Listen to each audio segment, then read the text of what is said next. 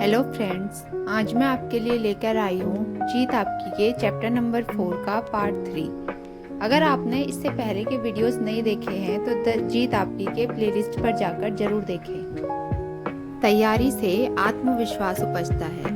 तैयारी का मतलब ये होता है कि हम असफलता को सह तो लें पर उसे स्वीकार न करें। इसका मतलब होता है खुद को निराश, मायूस और हारा हुआ महसूस किए बिना हार का सामना करने का हौसला रखना। तैयारी का मतलब होता है अपनी गलतियों से सीखना। गलती करना कोई बुरी बात नहीं है, हम सभी गलती करते हैं, लेकिन गलती को दोहराने वाला आदमी मूर्ख होता है। गलती करके उसे न सुधारने वाला आदमी और बड़ी गलती करता है। किसी गलती को संभालने का सबसे अच्छा तरीका ये है कि उसे जल्दी से जल्दी स्वीकार कर लिया जाए, उसमें उलझा न जाए, उससे सबक लिया जाए, उसे दोहराया न जाए, दूसरों को दोष न दिया जाए और बहाने न बनाया जाए। तैयारी न होने से ही दबाव महसूस होता है। तैयारी अभ्यास और कड़ी मेहनत का कोई विकल्प नहीं होता है। केवल मन की इच्छाओं और अभिलाषाओं से कोई नतीजा नहीं निकलता। हमको मुकाबले में बढ़त तैयारी ही दिला सकती है। अगर हमने तैयारी नहीं की है तो खुद को लाचार महसूस करेंगे। जैसे पानी अपना रास्ता खुद तलाश लेता है, वैसे ही सफलता उन लोगों तक पहुंचने का रास्ता तलाश लेती है जिन्होंने तैयारी की होती है। कमजोर कोशिशों से कमजोर नतीजे मिलते हैं। हम में दृढ़ता इन चीजों से आती है: उद्देश्य, तैयारी, धैर्य, सिद्धांत, सकारात्मक नजरिया, योजना, गर्व, अभ्यास और कीमत अदायगी। अपने आप से पूछिए, क्या हमारे पास एक साफ उद्देश्य है? क्या हमारे पास मकसद पाने के लिए कोई योजना है?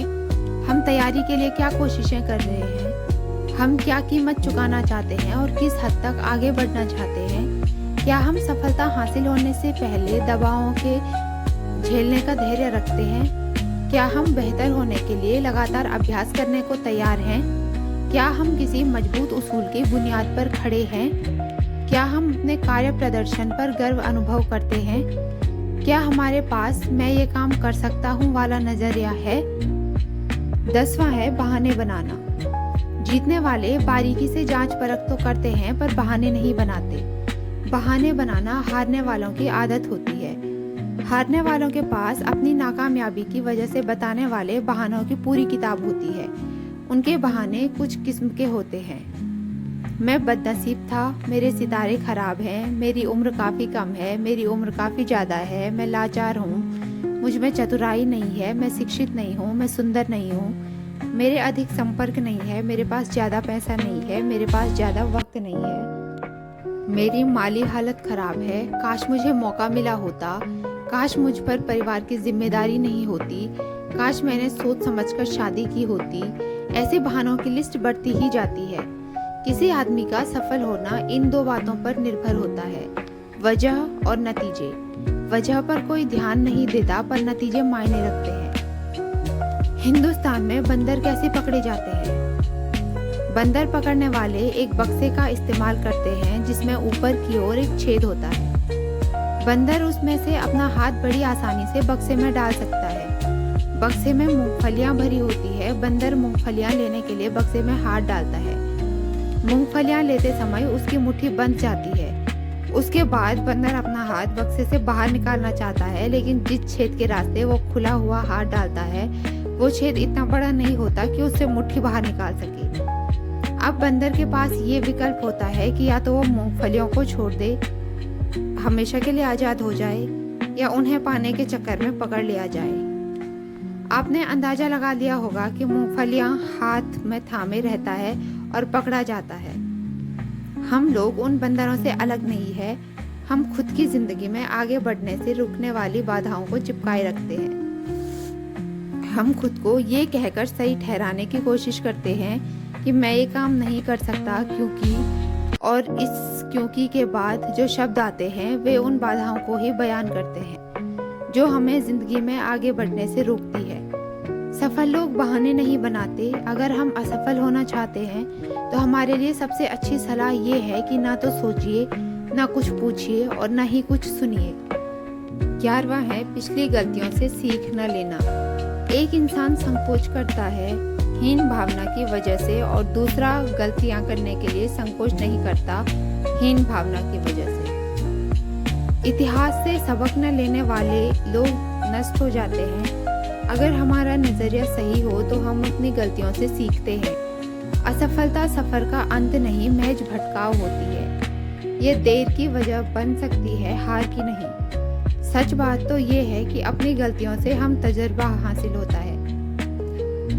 कुछ लोग सीखते हुए जीते हैं और कुछ लोग केवल जीते हैं। अक्लमंद लोग अपनी गलतियों से सीखते हैं। अधिक अक्लमंद लोग दूसरों की गलतियों से सीखते हैं। हमारी जिंदगी इतनी लंबी नहीं होती कि हम केवल अपनी गलतियों से सीखते रहें। 12वां है अवसर को न पहचान पाना। अवसर बाधाओं का रूप धर कर भी आ सकते हैं, इसीलिए बहुत सारे लोग उन्हें पहचान नहीं पाते। याद रखिए, बाधा जितनी बड़ी होगी अवसर भी उतना ही बड़ा होगा। 13वां है डर। डर वास्तविक हो सकता है और काल्पनिक भी। डरा हुआ इंसान अटपटे काम करता है। डर की बुनियादी वजह नासमझी होती है। डर कर जीना भावनाओं की कैद में जीने के समान है। डर असुरक्षा की भावना, आत्मविश्वास की कमी और बहानेबाजी की आदत को जन्म देता है। ये हमारी क्षमता और योग्यता को नष्ट कर देता है। डरा हुआ इंसान स्पष्ट ढंग से सोच नहीं पाता।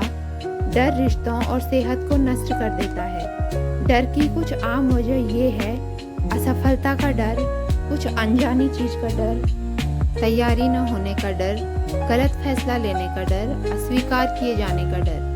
कुछ तरह के डरों को बयान किया जा सकता है, जबकि कई प्रकार के डर केवल महसूस किए जा सकते हैं। डर इंसान को बेचैन कर देता है, जिसकी वजह से इंसान बेतुकी बातें सोचने लगता है।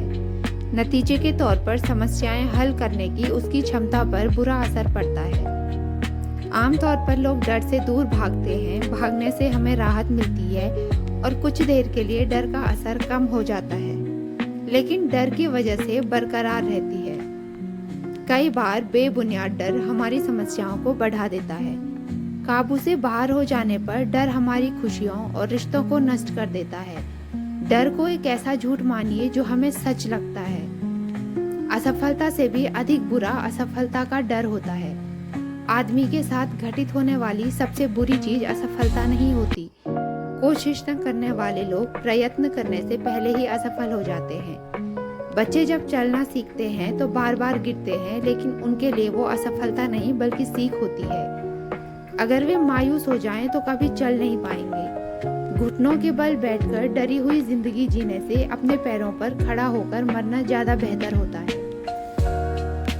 प्रतिभा का उपयोग न कर पाना। अल्बर्ट आइंस्टाइन का कहना था, मुझे लगता है कि मैंने अपनी जिंदगी में केवल 25% बौद्धिक क्षमता का उपयोग किया। विलियम जेम्स के मुताबिक इंसान अपनी 10 से 12% आंतरिक क्षमता का उपयोग करता है। ज्यादातर लोगों की जिंदगी का सबसे दुखद पहलू ये होता है कि वो अपने मन में कुछ करने की इच्छा लिए हुए ही मर जाते हैं। जीवित होते हुए भी वे जिंदगी को जी नहीं सके। वे इस्तेमाल होने की वजह से नहीं बल्कि जंग लगने की वजह से मरे। मैं खुद को जंग लगवाने के बजाय इस्तेमाल होना ज्यादा पसंद करूंगा। जिंदगी में सबसे दुखद शब्द ये होते हैं, मुझे ये करना चाहिए था। खाली बैठने और इंतजार करने में बहुत फर्क है। खाली बैठने का मतलब है बेकारी और निकम्मापन, जबकि धैर्य और इंतजार करना एक सोचा समझा फैसला है। ये एक क्रम है और इसमें लगातार कोशिश और दृढ़ता शामिल है। किसी ने एक बुजुर्ग आदमी से पूछा, जिंदगी का सबसे बड़ा बोझ क्या है? बुजुर्ग ने बड़ी दुखी आवाज में जवाब दिया, ढोने के लिए कोई बोझ न होना। 15वां है अनुशासन की कमी। आपको जिंदगी में ये चुनाव करना है कि आप अनुशासन की कीमत चुकाएंगे या अफसोस की। क्या हमने कभी विचार किया है कि कुछ लोग अपने लक्ष्य तक क्यों नहीं पहुंच पाते? उन्हें बार बार हार और संकट का सामना क्यों करना पड़ता है? कुछ लोगों को लगातार सफलता क्यों मिलती जाती है, जबकि दूसरे लोगों को अंतहीन असफलताएं झेलनी पड़ती है? खेलकूद, शिक्षा और व्यापार यानी किसी भी क्षेत्र में अनुशासन के बिना महत्वपूर्ण सफलता कोई भी कभी हासिल नहीं कर सका। अनुशासनहीन लोग हर काम करने की कोशिश करते हैं, लेकिन उनमें किसी भी काम को करने का संकल्प नहीं होता। कुछ तथाकथित उदार चिंतकों ने अनुशासनहीनता को स्वतंत्रता माना है, लेकिन किसी विमान में बैठते वक्त मैं यही चाहूँगा कि उसका पायलट अनुशासित हो। वो उन कामों को करे जिनकी उनसे उम्मीद की जाती है, ना कि अपने मन की मौज के मुताबिक काम करे। मैं नहीं चाहूँगा कि विमान कोई ऐसा पायलट चलाए जो इस दर्शन में विश्वास करता हो कि मैं आज़ाद हूँ। मैं नहीं चाहता कि मुझे कंट्रोल टावर से बताए कि मुझे क्या करना है। लगातार कोशिश की कमी अनुशासन की कमी का नतीजा होती है। अनुशासित रहने के लिए आत्मनियंत्रण एवं त्याग की आवश्यकता होती है तथा भटकाव और लालच से बचना पड़ता है। इसका मतलब ये होता है कि हम लक्ष्य पर ध्यान लगाएं। भाप इंजन को तब तक नहीं खींच सकती जब तक उसे एक दायरे में सीमित न किया जाए। नियाग्रा फॉल से बिजली तब तक नहीं बनाई जा सकती जब तक कि उसे बांधा न जाए। खरगोश और कछुए की कहानी में हम सभी जानते हैं, खरगोश ने अपनी रफ्तार के बारे में डींग हाँकी और कछुए को दौड़ में मुकाबला करने की चुनौती दी। कछुए ने चुनौती कबूल कर ली। उन्होंने एक लोमड़ी को जज बनाया। दौड़ शुरू हुई तो कछुआ अपनी धीमी चाल से चलता रहा, लेकिन खरगोश ने रफ्तार दिखाई और जल्दी ही खरगोश ने कछुए को काफी पीछे छोड़ दिया। उसे जीतने पर पूरा भरोसा था, इसलिए उसने सोचा क्यों न एक झपकी ले ली जाए। नींद खुलने पर उसे दौड़ की याद आई। फिर उसने दौड़ना शुरू किया, लेकिन उसी दौरान कछुआ लक्ष्य तक पहुंचकर दौड़ जीत चुका था। अनियमित कड़ी मेहनत से कहीं बेहतर है नियमित रूप से की गई थोड़ी सी भी कोशिश, जो अनुशासन से आती है। अनुशासन और पछतावा दोनों ही दुखदायक है। ज्यादातर लोगों को इन दोनों में से किसी एक को चुनना होता है। जरा सोचिए, इन दोनों में से कौन ज्यादा तकलीफदेह है। जिन बच्चों को बिना अनुशासन के काफी आजादी देकर पाला जाता है, वे आमतौर पर बड़े होकर ना तो अपनी इज्जत करते हैं और ना ही माँ बाप की और ना ही समाज की परवाह करते हैं। वे जिम्मेदारियां कबूल नहीं करना चाहते। 16वां है आत्मसम्मान की कमी। अगर कोई इंसान खुद की इज्जत नहीं करता तो और अपनी अहमियत महसूस नहीं करता तो उसमें स्वाभाविक रूप से आत्मसम्मान की कमी होती है। ऐसा इंसान न तो अपनी इज्जत करता है और न ही दूसरों की। उसकी शख्सियत की ड्राइविंग सीट पर अहंकार बैठ जाती है।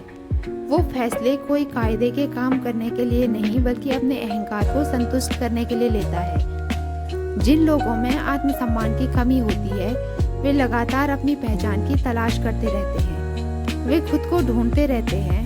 शख्सियत कहीं पड़ा हुआ नहीं मिलता, उसे बनाना पड़ता है।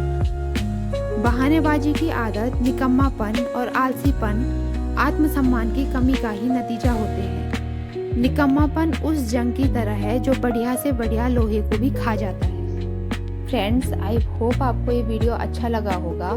जीत आपकी के आगे के वीडियोस देखने के लिए चैनल को सब्सक्राइब करें।